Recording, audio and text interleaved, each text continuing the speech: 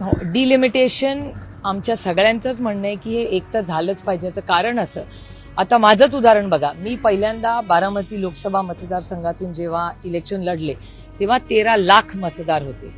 आज ते 24 आणि 25 लाखावर एक लोकसभा मतदारसंघ झाले. आम्हाला निधी तर 5 कोटी मिळतो, विरोधी पक्षाला तर डीपीडीसीतून पैसेच देत नाही आता सरकार. मग विकास कामं कुठल्याही खासदारांनी, हे फक्त माझंच नाही आहे, काश्मीर टू कन्याकुमारी सगळ्याच खासदारांची भूमिका आहे की मतदारसंघात डिलिमिटेशन करा, नाहीतर आमचा निधी 25 कोटी तरी करा, नाहीतर विकास कामं ही कशी करणार आम्ही. आणि ही भावना भारतीय जनता पक्षाच्याही खासदारांची आणि आमची आहे, कारण हा काही राजकीय विषय नाही. त्याच्यामुळे डिलिमिटेशन, महिला आरक्षण ह्याच्यावर जरूर सविस्तर चर्चा व्हावी.